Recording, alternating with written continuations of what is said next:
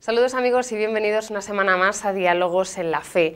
En la edición de hoy vamos a conocer a las siervas guadalupanas de Cristo Sacerdote, un instituto religioso que surge en México y que en la actualidad se dedica a atender y a cuidar de los sacerdotes, especialmente de los sacerdotes ancianos y enfermos. Para ello hemos invitado y está con nosotros a la hermana Marga. Hermana Marga, bienvenida. Gracias. Bueno, vamos a empezar hablando de la fundadora, de la Madre María de Jesús, del Amor Misericordioso, Guízar Barragán. De ella se dice que lo dio todo y se entregó a sí misma, ¿no? ¿Cómo fue su vida? Cuéntenos. Bueno, pues fue una mujer que hasta los 61 años de edad, pues pudo ver claramente cuál era la voluntad de Dios. Ella fue una apóstol seglar, pues dedicada totalmente al apostolado, al servicio de los enfermos, de los más necesitados, de los pobres, sobre todo de los pobres. Trabajó mucho por la iglesia, pero hasta los 61 años logró ver cuál era la voluntad de Dios. Ella creció en una familia muy cristiana, sumamente cristiana, de una posición económica pues muy buena. Sus padres les enseñaron a todos sus hermanos y a ella les enseñaron a cuidar de los pobres, a ver siempre por los necesitados. Eso le influyó mucho en su vida, para que ella pues siempre estuviera al pendiente de los que más necesitan. Fue creciendo, su madre murió, ella se quedó encargada de sus hermanos, fueron 13 hermanos, ella ocupó el 5º lugar, se dedicó a cuidarlos, fue una madre para ellos. Te digo, ella quería consagrarse a Dios. Desde su juventud sintió ese deseo de consagrarse a Dios, pero cuando intentaba ingresar a una comunidad se enfermaba. Ella ingresó con las teresianas en Texas a los 22 años. Ingresó a esa comunidad, pero por enfermedad se tuvo que volver. Hay un detalle muy curioso en su vida, que a los 15 años ella pues se enfermó gravemente, al punto de estar ya por morir. Sí. Su confesor y director espiritual le dijo que pues él conocía su deseo de consagrarse a Dios, que si ella quería podía formular su consagración interiormente y pues si se componía, si salía de la enfermedad, pues ella podía seguir ese estado de consagración o no, que ella elegiría. Pues sanó de esa enfermedad y ella después ya no quiso cambiar su estado de vida. Ella siguió sintiéndose consagrada a Dios, creyéndose de verdad de Dios para siempre. Entonces hubo también pretendientes en su vida, hubo chicos que pues le invitaban, querían que fuera su novia, pero ella nunca accedió. Hubo un médico que siempre la estuvo esperando, esperó hasta que pues ella fundó la congregación. Sí. El médico nunca se casó, murió un año después de que se fundó la congregación, siempre la estuvo esperando. O sea, fue una mujer que toda su vida estuvo buscando la voluntad de Dios, porque como te digo, ella trabajó incansablemente en la iglesia, con los encarcelados, visitaba las cárceles, les ayudaba económicamente, trabajó muchísimo. Pero hay un detalle, ella vivió en un contexto histórico muy difícil en México. Se desató la Revolución Mexicana, la persecución contra la iglesia. A ella le tocó ver cómo los sacerdotes pues eran martirizados, cómo los sacerdotes sufrían por defender la fe. Esto influyó en su vida y además de que sus padres fueron perseguidos también por defender a la iglesia. Ella ya desde entonces miraba por los sacerdotes, los ayudaba, seguía los pasos de sus padres, hacía lo que sus padres hacían. Entonces, pues eso es algo que marcó su vida. Ahí lo del carisma.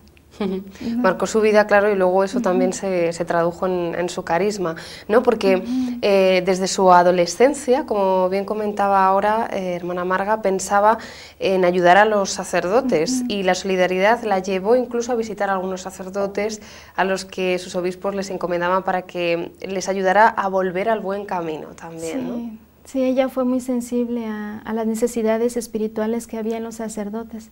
Se daba cuenta de que hacía falta rezar por ellos, sacrificarse por ellos, ayudarlos. Pues ella ayudó a salir de algunos vicios a unos, a otros los cuidó en su enfermedad, en su ancianidad. aún sin sin ser religiosa, te digo, siendo un seglar, un apóstol, ella miraba por los sacerdotes, y aquel obispo que le pedía que viera por un sacerdote, ella misma iba a buscarle. Ella iba a la parroquia, al bar, al lugar donde estaba el sacerdote, pues en peligro, ¿no? Ella los ayudó. Tenemos testimonios de algunos sacerdotes que pues dan gracias a Dios de haberle conocido, porque ella les ayudó en su vida espiritual sobre todo. ¿Cómo es el momento de la fundación? El 26 de julio de 1961 se funda el Instituto de las Hermanas Legionarias de la Fe, que 2 años más tarde se cambiaría la denominación, entre comillas, por Siervas Guadalupanas de Cristo Sacerdote, en el Santuario de la Virgen de Guadalupe.